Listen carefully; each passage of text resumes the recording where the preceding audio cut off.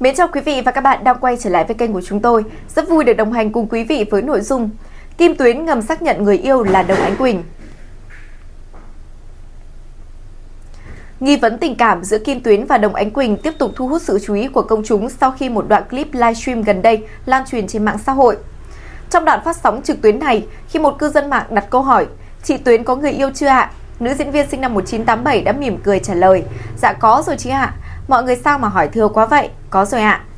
Điều khiến khán giả quan tâm hơn chính là khoảnh khắc mà Kim Tuyến vừa trả lời vừa quay sang nhìn Đồng Ánh Quỳnh, người đang xuất hiện cạnh cô trong buổi livestream. Hành động nhỏ nhưng đầy ẩn ý lập tức trở thành đề tài bàn tán, khiến nhiều người cho rằng nữ diễn viên đang ngầm xác nhận chuyện tình cảm với đàn em. Nghi vấn hẹn hò giữa Kim Tuyến và Đồng Ánh Quỳnh thực chất đã râm ran từ nhiều tháng nay.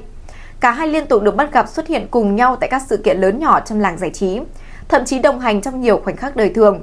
Từ việc check-in cùng địa điểm, tương tác thân thiết trên mạng xã hội cho đến cả những cử chỉ vô tư trong các buổi livestream, mọi hint đều khiến cho khán giả không khỏi đặt dấu hỏi về mối quan hệ thực sự giữa họ. Trước đó, một lần khác trên sóng livestream, Đồng Ánh Quỳnh gây chú ý khi thoải mái đút cơm cho đàn chị ngay trước hàng nghìn người xem. Khi khán giả tò mò hỏi "Ảnh nào vậy?", dù khuôn mặt không xuất hiện rõ trong khung hình, nhưng Đồng Ánh Quỳnh đã lập tức đáp "Ảnh là tôi đó". Phản ứng dí dỏm tự nhiên của nữ diễn viên sinh năm 1995 càng khiến cư dân mạng tích cực đẩy thuyền cho cặp đôi. Điều đáng nói là Kim Tuyến vốn nổi tiếng là người kín tiếng, rất hạn chế chia sẻ chuyện riêng tư, lại tỏ ra thoải mái trước những lời ship từ phía người hâm mộ, trái ngược với sự thận trọng thường thấy ở cô. Kim Tuyến được biết tới là một trong những gương mặt quen thuộc của màn ảnh Việt. Cô bước vào nghệ thuật từ khá sớm và gây chú ý khi giành được giải nhì chương trình truyền hình thực tế Phụ nữ thế kỷ 21 vào năm 2006. Sau đó, nữ diễn viên liên tục ghi dấu ấn qua hàng loạt bộ phim truyền hình và điện ảnh như Chuyện tình Đảo Ngọc, Tuổi thanh xuân, Mộng phù hoa. Với lối diễn xuất cảm xúc, đa dạng và khả năng hóa thân vào nhiều dạng vai khó, Kim Tuyến được đánh giá là một trong những diễn viên thực lực của thế hệ mình. Tuy vậy, trái ngược với sự nổi bật trong sự nghiệp, đời tư của cô lại rất kín đáo. Nữ diễn viên hiếm khi chia sẻ về các mối quan hệ cá nhân và gần như tách biệt hoàn toàn cuộc sống riêng với công việc trong showbiz. Trước khi những tin đồn tình cảm gần đây xuất hiện, Kim Tuyến từng kết hôn với một doanh nhân khi mới chỉ 19 tuổi.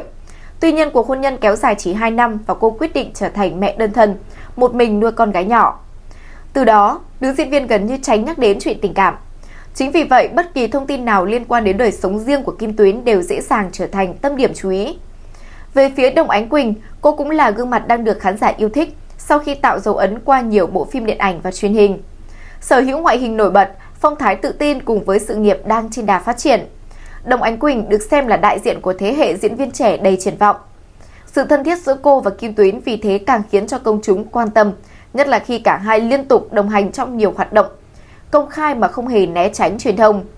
Dù loạt khoảnh khắc gần gũi khiến cho cộng đồng mạng bàn tán xôn xao, cả Kim Tuyến và Đồng Ánh Quỳnh vẫn chưa một lần chính thức lên tiếng xác nhận hay là phủ nhận tin đồn.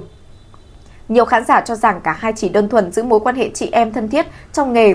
Tuy nhiên, cũng không ít người tin rằng việc Kim Tuyến thừa nhận đã có người yêu ngay trong lúc đang ở cạnh với Đồng Ánh Quỳnh cùng ánh nhìn được ghi lại trong đoạn clip là dấu hiệu rõ ràng cho thấy mối quan hệ của họ có thể đặc biệt hơn mức tình bạn. Điều khiến công chúng tò mò hơn chính là thái độ tự nhiên, không né tránh của cả hai trước những bình luận ghép đôi. Nếu như Kim Tuyến thường đáp lại bằng nụ cười nhẹ hơn hay là những câu nói vui vẻ thì Đồng Ánh Quỳnh cũng không ngại tương tác thân mật với đàn chị. Dẫu vậy, cả hai vẫn giữ được sự chừng mực nhất định, không để bất kỳ hành động nào đi quá giới hạn công khai, càng khiến cho người hâm mộ suy đoán nhưng không thể nào khẳng định rõ ràng.